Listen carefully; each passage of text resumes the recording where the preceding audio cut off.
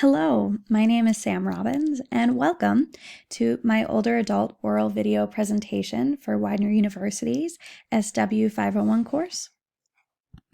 Let's start with Erickson's theory of psychosocial development. So of the 8 stages, after conducting the interview with my interviewee, I selected stage 8 to delve deeper in with you. Stage 8 focuses in on integrity versus despair. We're going to explore those concepts a little bit later on. But I want to set the stage here that Erickson denoted that this stage begins at age 65 and goes right on up. With contemporary medical advances in the United States, adults are living on average to age 78. The stage of late adulthood has grown exponentially over the past 100 years in the United States. And in particular, in 1920, the average lifespan was only 53 years old. So later on in the Rogers text, they talk about how you have the young old who are age 65 to 74, middle old, age 75 to 84, and the oldest old, 85 and up. My interviewee is aged 80.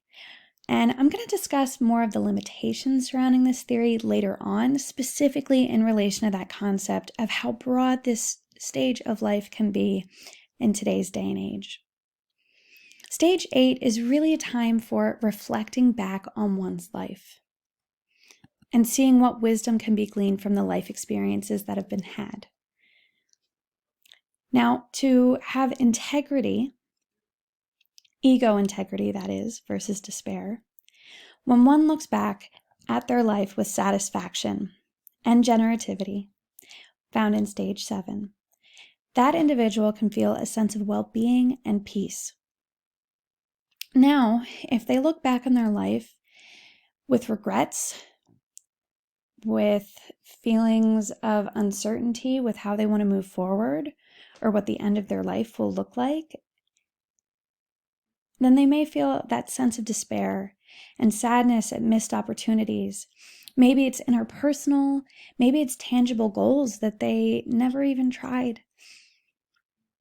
Or it could be that in the prior stages of life, 1 through 7, they may not have achieved the virtue that Erickson put out with the duality of these integrity versus despair, or for in stage 1, trust versus mistrust. For instance, if someone in stage 1, instead of trust, learned mistrust and never learned to hope when they were meeting new people and building relationships and putting themselves out there, that may affect every stage leading up after that. That's very heavy. Don't despair. We're going to talk more about that later on. But this is the fundamental of this stage, that after age 65, when we're reflecting on our life, are we reflecting back on it, feeling fulfilled, or are we reflecting back on that, feeling regrets? And how does that inform how we move forward as our life is entering its winter? For the older adult that I interviewed, as I mentioned before, she is currently 80 years old. Some prominent events that happened over the past 15 years. It's back in 2007, their place of work for over 25 years closed. They felt a great sense of community there and fulfillment in being a teacher at that school. At the time, they were faced with the decision either to retire or to continue on and try to find another school and placement. And they chose to do that because they have such a passion for the work, but also they were really uncertain about what health insurance would look like for them if they weren't working that early on. The first school that they went to after their school closed was not a great fit for them. They did not feel as comfortable. However, when in 2010 they found a different school that they felt more community at, they took a job there as a part-time art teacher instead of a full-time position, which has been a good balance for her ever since, so she reports. Things were pretty even-keeled up until 2018, when at the age of 77, her spouse, who she met back when she was 16 years old and has been with ever since, was diagnosed with dementia. This has led to many challenges as her role shifted from being one of partner to caretaker. And unfortunately, towards the end of last year, when she was at the age of 79, her spouse passed away, and she still misses him very dearly. Now, in 2022, she's 80 years old, and her son, who is newly divorced, is going to be moving back home since he's divorced and his financial situation has changed. And since her husband has passed away, his father, she also has a changing financial situation. So they are moving back in together. Her grandchildren she's seen grow up more over the past 15 years, with her oldest just having turned 20 and being in college. She has also experienced her past students becoming adult friends, which, after being an educator for 50 years, that's not extremely surprising. And old friends that she's been friends with since she was a kid, she is still connected to. Now, when I was asking her about that shifting role of going from being a partner to a caretaker, she said to me, "It's not just him, it's you too. Because you see it and you can't, there's nothing you can do. So you just try to make everything go as smoothly as they can, so they don't have bumps in the road." And this really goes into some of the challenges that came along with this stage for her. Not only did her husband pass away, who she also in the interview said was her strength, she's also seen some of those lifelong friends that she's had die as well. Now, on the other side of that, some accomplishments is that she has kept such long-standing interpersonal connections and still continues to make new ones. I already mentioned that she and her son are now going to be living together.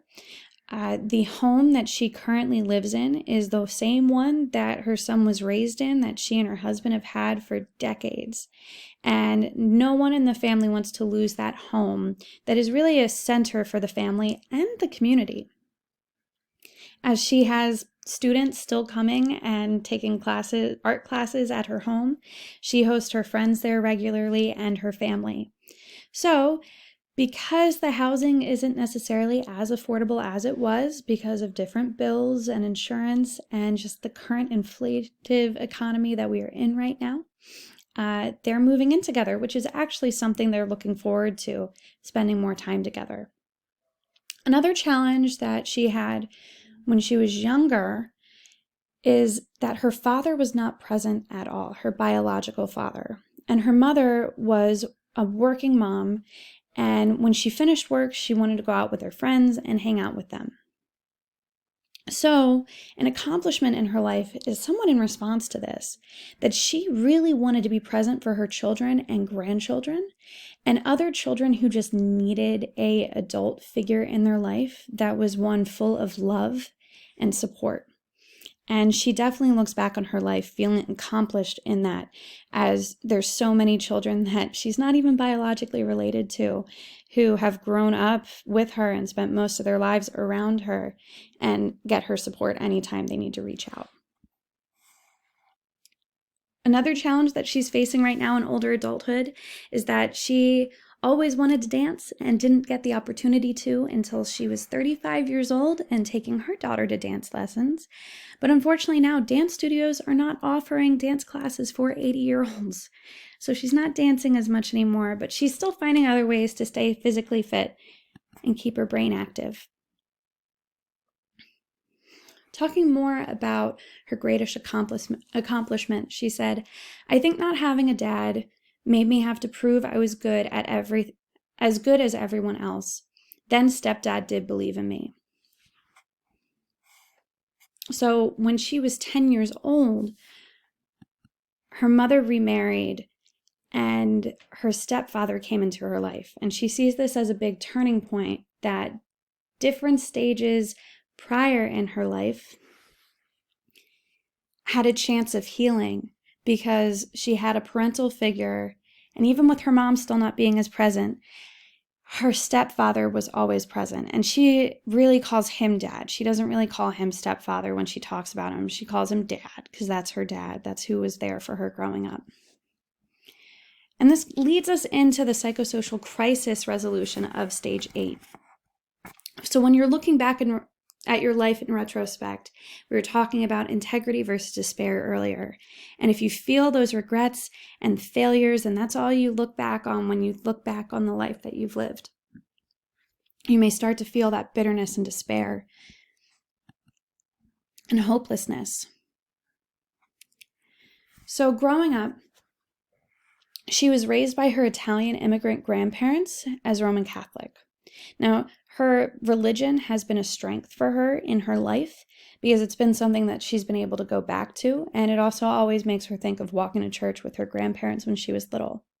However, as both of them were immigrants, they did not receive formal education, and her grandfather was actually brought to the U.S. underneath a system of indentured servitude that was actually being fought to be outlawed all during the post-Reconstruction movement after the Civil War, and wasn't completely eradicated until the 1930s, which is about the time that he ended up moving to New Jersey from Louisiana. She was raised in a lower socioeconomic status by her grandparents, but she said that she didn't really want for anything. Her grandfather was very good at growing things, so they ate the food that was in the garden, and the only things that she really wanted for was the fashionable clothes that she would see other people wearing. Her stepfather was a World War II veteran, and when he came into her life changed a lot, and she's really grateful for him and loves him a lot.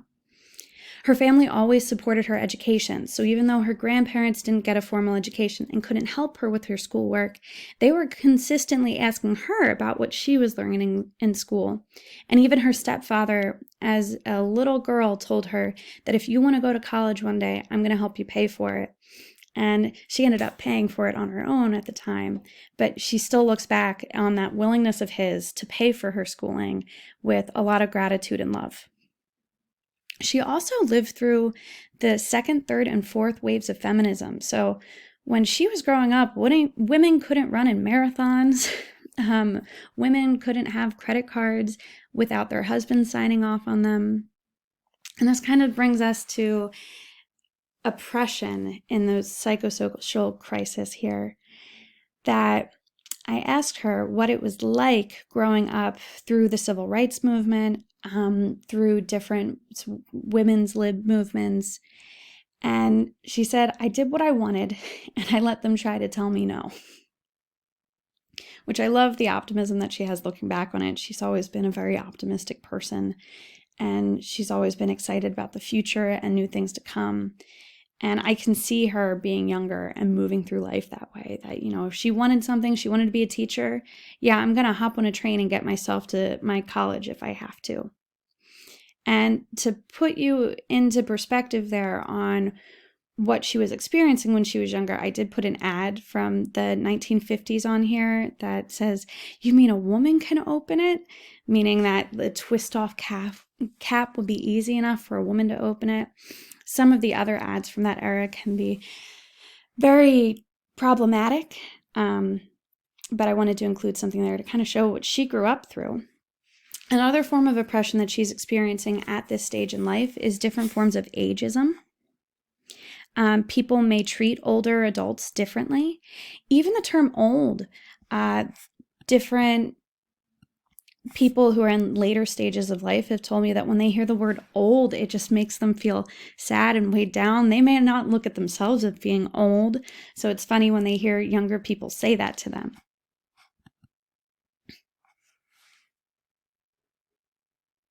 So on a systemic level, she's always been a very artistic person, but was swayed away from doing work like that and really pursuing the arts for financial reasons in society. She was told that if she really pursued art, she'd be a starving artist, that she couldn't dance, and you had to train a lot to be able to be a professional dancer, so she got dissuaded from that. So she started incorporating that into her teaching, which even that in our society, teachers are underpaid and underappreciated, even though they're absolutely essential to our society expanding and improving and being a functioning society.